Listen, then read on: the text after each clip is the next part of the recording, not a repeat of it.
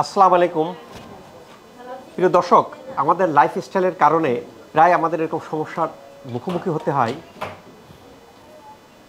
আমরা ডিম খাইতে পারি না, দুধ খাইতে পারি না, কেউ রুটি খাইতে পারি না।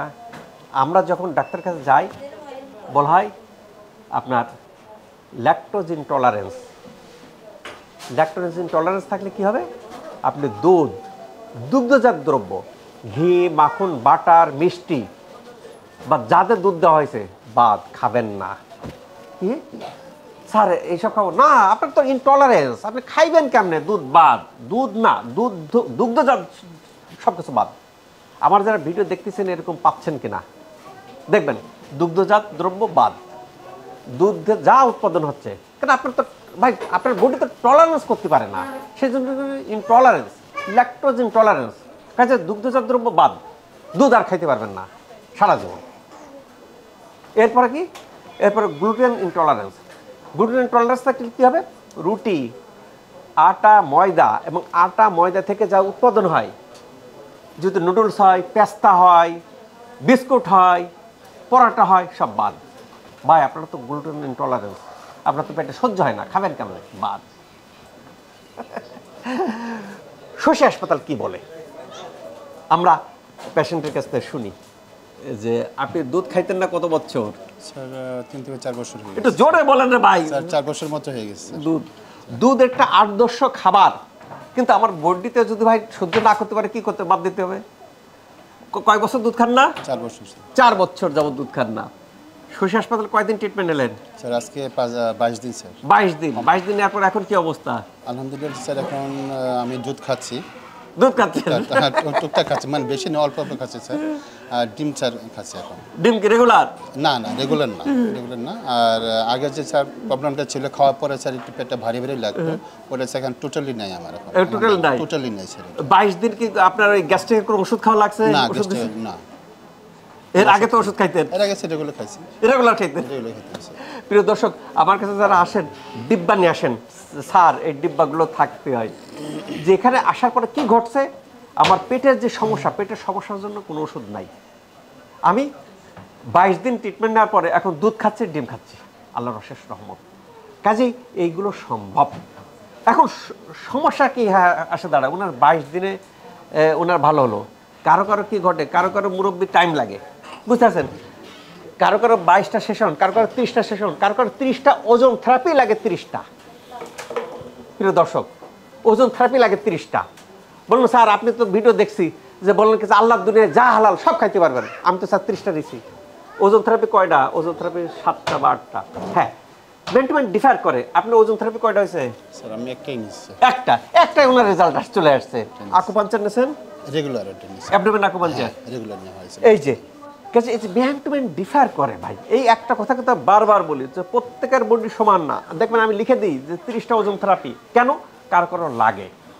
কেন? এই এমন একটা জটিল অবস্থা থেকে বেরিয়ে আসতেছেন। আপনি দুধ, ডিম, রুটি জাতীয় খাবার, মাংস সব বাদ দিয়ে দিয়েছেন। সেখান থেকে আল্লাহর রহমতে এটাতে চলে আসবেন। এটা তো সবার বডি সমান না। ওনার এরকম হয়েছে, কোনো রোগে আগেই ভালো হয়ে যাচ্ছে, কোনো রোগের টাইম লাগতেছে। যার বডির সমস্যা আছে তার অনেক টাইম লাগে। ধৈর্য ধরতে হবে, ধৈর্য ধরে যারা এরকম ট্রিটমেন্টগুলো নিচ্ছেন তারাই কিন্তু আল্লাহর রহমতে ওষুধ ছাড়া পেটে যেত। ভাই আমি খাই না সে কথা আলাদা, কিন্তু আমি খাইতেই পারি না, আমার সমস্যা। দুধ একটা আদর্শ খাবার। আর আমরা মান্দাতের আমল থেকে যে রুটি, পরোটা এগুলিতে খাই, আমি মাঝে মধ্যে খাই। পরোটাতে আলু ভাজিতে খুব মজা লাগে। ভাই কি আপনি খাইতে পারবেন না কেন? আপনার ইনটলারেন্স, আপনার অমক ইনটলারেন্স। কাজে এই জাতীয় জটিলতা থেকে মুক্ত থাকার জন্য আপনাকে এরকম একটা কোর্স মেনটেন করতে হবে। করার পরে কতদিন ভালো থাকবো? আমরা এখানে চলে যাওয়ার পরে একটা বলি, এখন লিক ভেজিটেবলসটা অনেকে নষ্ট হয়ে যেত, আমরা এখন তার গুঁড়া দিচ্ছি। গুঁড়াটাকে এক প্যাকেটটা আপনি 3 গ্লাস সকালে, দুপুরে, রাত্রে খাইতে পারেন। এইভাবে আপনি কন্টিনিউ খাইতে থাকেন। ন্যাচারালের মধ্যে চলে আসি। ওষুধ বাদ দিয়ে একটা শাক সবজি খাই, আমার ভালো লাগে। আজকে একটা আসছে আইবিএসের রোগী তো হর হামেশা আসতেছে। আমি বলছি ভাই আপনার লিক ভেজিটেবল। স্যার শাকই খাইতে পারি না। আপনি কিসের ভেজিটেবল যাচ্ছেন? আমি ভাই এই শাক ওই শাক না, বুঝতে পারছেন? খান। এখন মনোভাব কেমন? স্যার বিশেষ করে আলহামদুলিল্লাহ আমি স্যাটিসফাইড স্যার। হ্যাঁ, লিভারটা প্লাস ব্যাক পেন যেটা ছিল ওটা স্যার টোটালি নেই।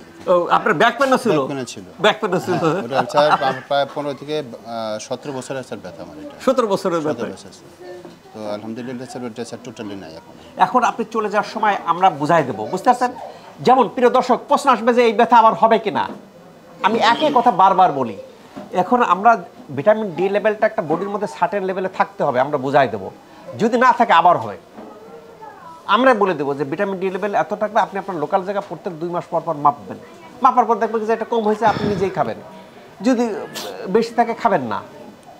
যদি দেখা যায় যে না ওইটা কমে গেল, একটা আবার ব্যথা হইতে পারে, আবার এই সমস্যা হইতে পারে, তাহলে কি করবেন? শশী হাসপাতালে ট্রিটমেন্ট নিলাম, 2 বছর 3 বছর ভালো থাকলাম, আবার এই জটিলতা। এবার শশী হাসপাতালের দোষ না, দোষকে আমাকে যে গাইডলাইন দিয়েছেন গাইডলাইন পালন করি নাই। যারা গাইডলাইন পালন করতেছেন এই যে তো জটিল জটিল রোগ থেকে বেরিয়ে আসতেছেন, কেন এটা খুব খারাপ লাগে যে ভাই আমি ছোটোবেলায় থেকে দুধ খুব পছন্দ করতাম, প্রত্যেক দিন রাত্রে দুধ ভাত খেতাম, বুঝতে পারছেন? একদিনও মিস ছিল না। আমাদের একটা প্রবাদ আছে না, আমার সন্তান যেন থাকে দুধে ভাতে, আদর্শ খাবার। সে ঐতিহ্যগতভাবে আমার বাপ দাদাও খুব পছন্দ করতো, আমার বাবাও খুব পছন্দ করতো দুধ ভাত। কাজেই একটা আদর্শ খাবার, এর মধ্যে সমস্ত রকম ইনগ্রিডিয়েন্টস আছে। আবার এখন দুধও খাচ্ছি, অসুস্থ হচ্ছি, কেন? যে গরুকে এই কী করে দুধ বেশির জন্য হরমোন ইনজেকশন দেওয়া হচ্ছে, সেই হরমোনটা আমার বডিতে ঢুকতেছে, কেমন সুস্থ থাকবে? স্যার আমি তো দুধ রেগুলার খাই, তারপর আমার হাড় ক্ষয় হয়ে যাচ্ছে, কারণ দুধের মধ্যে ক্যালসিয়াম পর্যাপ্ত পরিমাণ থাকে। আমি হচ্ছে কেমনে? কেন? ওই দুধটা সঠিক না, ওই দুধের মধ্যে হরমোন আছে বা হাইপার অ্যান্টিবায়োটিক দেয়, গরুরে অসুখ হয় না। আগে তো ভাই এসব ছিল না, এড়া খাই বেড়াতো, সেই দুধ খাচ্ছি, দেশাল দুধ খাচ্ছি, খুব ভালো লাগতো। কাজেই এই যে তো রোগ থেকে থেকে মুক্ত থাকা সম্ভব, আপনার কারো ক্ষেত্রে কোর্স বেশি লাগতে পারে। এই একটা কথা আমি বলি, সবার বডি সমান না, অনেক রোগী এর আগেই ভালো হয়ে যাচ্ছে। এবং এখান থেকে চলে যাওয়ার সময় যে গাইডলাইনটা দেবো, গাইডলাইন ফলো করবেন, ফলো করলে দেখবেন যে আল্লাহ চাইতে আপনি। অনেকে বলে স্যার নিচু হইতে গেছি, খট করে শব্দ হয়েছে, স্যার আমার বাচ্চারা কোলে করতে বলছে, খট করে শব্দ হয়েছে। ভাই আপনার বাচ্চাদের কোলে করাটা দোষ না, আপনাকে নিচু হওয়াটা দোষ না। দোষটা কি? ও তখন ডাক্তারের কাছে গেছে, ডাক্তার খবরদার এইভাবে হবেন না। কেমনে হবেন? এইভাবে হবেন, এইভাবে উঠবেন, ব্যান্ড হবেন না। আরে ভাই ব্যান্ড হবো না কেন? আল্লাহ তাআলা তো আমাকে দিয়েছে ব্যান্ড হওয়ার জন্যই। আমি নামাজ পড়বো কেমনে? নামাজ পড়বো তো আমি ব্যান্ড হয়ে। যদি খারাপ থাকতো ইসলামের বিধান থাকতো না, ইসলামের কোনো বিধান খারাপ না। আমি বুঝতেছি না, সেই কারণে আমি এই কথা বলতেছি। কেন? এটা দীর্ঘদিন ভিটামিন ডি কম থাকলে আমাদের বডির মধ্যে ক্যালসিয়াম অ্যাবজর্ব হয় না, ক্যালসিয়াম না হলে আমার মেরুদণ্ডটা ভঙ্গুর হয়। এই যে ভঙ্গুর হয়ে যাচ্ছে আমি তো বুঝতেছি না, তখন এরকম করতেছি, খ্যাট করে শব্দ হচ্ছে। আরে ভাই এরকম করার দোষ না, দোষ হচ্ছে আমার মেরুদণ্ডতে তো ভঙ্গুর, হাড়টাই তো ভঙ্গুর হয়ে গেছে, সেই জন্য জেলি বেরোচ্ছে। কাজে আমার বডিকে সঠিক রাখতে হবে, আমার বডিকে সই রাখতে হবে। সই রাখবো কী করে? যারা বোঝে তাদের অ্যাডভাইস শুনতে হবে, শুনলে ভালো থাকবো ইনশাল্লাহ। তখন আপনি এরকম ব্যান্ড হন, এরকম হন, বাচ্চারা কোলে করেন, ইনশাল্লাহ অসুবিধা হয়। একটা থিম হয়ে গেছে যে বয়স হলেই স্যার বয়স হয়ে গেছে, স্যার বয়স হয়ে গেলে কি হবে? স্যার এই হাড় হুড় ক্ষয় হয়ে যাবে, ব্যথা হবে, ঠিক কিনা? আমাদের দেশে এটা পড়ছে, স্যার এটা বয়স হয়ে গেছে, বাতের ব্যথা এগুলো হবে, আমরা ধরেই নিছি। আর ভাই হাড় হয়তো পূরণ হয়, হাড়টা পুরোপুরি পূরণ হয়, সময় লাগে। তার জন্য ভিটামিন ডি নির্দিষ্ট মাত্রায় রাখতে হয়, ক্যালসিয়াম নির্দিষ্ট মাত্রায় রাখতে হয়, একটা লাইফস্টাইল ফলো করতে, ফলো করলে পূরণ হয়, পূরণ হবে। কাজে আমার বয়স একটু বেশি হয়ে গেছে, কাজে আমি ধরেই নিছি যে চেয়ারে বসে নামাজ পড়বো, হাঁটুতে ব্যথা হবে, কোমরে ব্যথা হবে, বাতের ব্যথা হবে, এগুলো সঠিক না। আপনি ইনশাল্লাহ বেরিয়ে আসবেন ওর থেকে, যদি আপনার লাইফস্টাইলটা ঠিক থাকে, আপনার বডির মধ্যে কলকাবজাগুলো ঠিক থাকে। কলকাবজা ঠিক থাকবে কী করে? আমরা বুঝাই দিই চলে যাওয়ার সময়, আপনি এইটা টেস্ট করবেন, এইটা রাখবেন। আল্লাহ তাআলা আমাদের সবাইকে সুস্থ রাখুক। বিশেষ করে এই যে তো বাত ব্যথা, এই যে তো খাবার টাবার খাইতে পারি না, দুধ খাইতে পারি না, দুগ্ধজাত খাবার খাইতে পারি না, রুটি খাইতে পারি না, রুটিজাত খাবার খাইতে পারি না, এর থেকে যেন আল্লাহ তাআলা আমাদের মুক্ত রাখে। যা হালাল তাই যেন খাবার তৌফিক আল্লাহ তাআলা আমাদের বডিতে গ্রহণ করার তৌফিক দান করে, এই প্রত্যাশা রেখে আমি শেষ করছি। ডাক্তার রাসেল শহীদুল ইসলাম।